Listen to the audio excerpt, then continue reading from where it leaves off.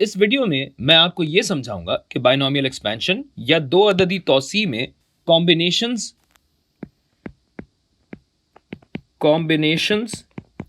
क्यों और किस तरह लागू होते हैं। फर्ज कीजिए हमें x प्लस वाई क्यूब की तौसी करनी है या इसे फैलाना है, यानी x प्लस वाई ज़रब x प्लस वाई ज़रब x प्लस वाई। इस वीडियो में ये तीन अलग अलग रंग मैं सिर्फ खूबसूरती के लिए नहीं लिख रहा, थोड़ा गौर कीजिएगा। तो चलिए इन्हें ज़रब देते हैं। सबसे पहले ये वाला x, जिससे हम x प्लस वाई को ज़रब देंगे, प्लस वाई ज़रब x प्लस वाई, और ये सब वो है जिससे हमें इस x प्लस वाई को ज़रब देना है। तो ज़रब देने पे ये बना x, फिर x को y से ज़रब देना है, तो ये आड़ू x और हरा y आ गया, और ये दोनों आपस में जमा हो रहे हैं।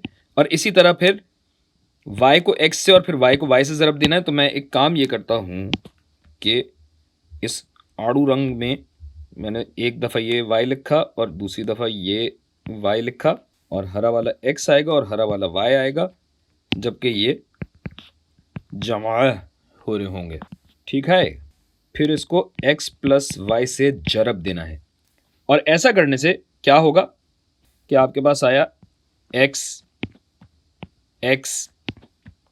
y, जमा का क्योंकि अलग रंग है तो उसको मैं अलग से लिखूंगा, मगर बहरहाल ये देखिए कि x, फिर आपके पास आया आड़ू x, हरा y और नीला x।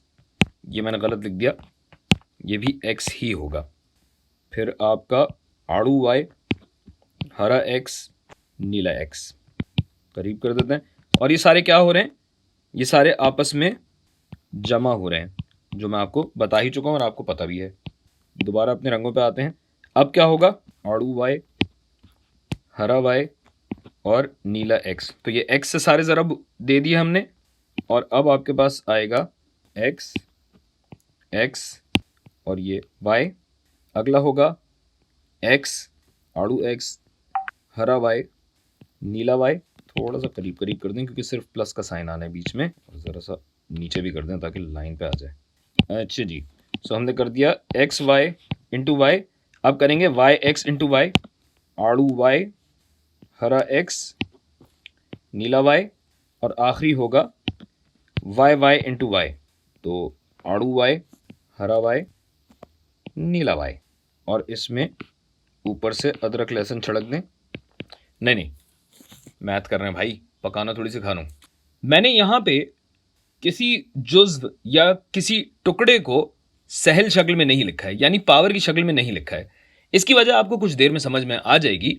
सबसे पहले तो ये देखिए कि किस तरह हर इस्तिलाह में हर रंग का एक एक जुज़्व मौजूद है या एक एक उनसर मौजूद है। इस चीज को अलग अलग नुक्ता नजर से देखा जा सकता है, जिनमें से एक नुक्ता नजर तो यह है कि हम हर इस्तिलाह में हर रंग का या तो x या y चुन रहे हैं। मसलन पहली इस्तिलाह में हमने आड़ू में से x या y चुना, फिर हरे में से x या y चुना, फिर नीले में से x या y चुना, फिर दूसरी टर्म में भी आड़ू में से x या y चुना, हरे में से x या y चुना, और फिर नीले में से x या y चुना। और इसी तरह बाकी इस्तिलाहात में भी हमने यही किया। फिर यही अमल हमने बाकी दो रंगों के साथ दोहराया। दो चीजों को चुनने का हर तरीका लगा लिया, और अब आप समझ ही गए होंगे कि क्यों यहां पे कॉम्बिनेशंस लगता है। इसी चीज को कैलकुलेटर में हम 3c2 के तरीके से लिखते हैं। अब देखिए भाई, पहली टर्म तो है एक्स क्यूब, यानी हर रंग का सिर्फ x हमने चुना, जिसका मतलब यह है कि हमने y एक भी नहीं चुना। अब आते हैं दूसरी टर्म पे, जिसमें दो अदद x और एक y है। लेकिन जरा गौर कीजिए कि क्या ऐसा और दूसरी जगहों पे भी हुआ है कि दो x हो और एक y हो। एक ये रहा, दूसरा ये, और तीसरा यहां हो रहा है, यानी ये बन जाएगा 3x²y। बायनॉमियल थ्योरम के तहत हम इसकी रियाजी तो जानते हैं कि 3c1 यानी इन तीनों में से एक तो y चूज किया जाए, मगर अब इसका मतलब समझिए, हमें इन तीनों में से एक x और एक y चुनना है। पहली टर्म में तो हमने तीनों रंगों का x लिया, जबकि दूसरी टर्म के लिए हमें 2 अदद x चाहिए, और ऐसा 3 तरह मुमकिन है। और जाहिर है 2 एक्सिस के साथ y एक ही आएगा ना, नहीं समझे? चलिए अब अगली टर्म की तरफ चलते हैं। ये हो गई, ये हो गई, जिसके साथ साथ ये भी हो गया और ये भी हो गया। तो अगली टर्म क्या बची? ये बची।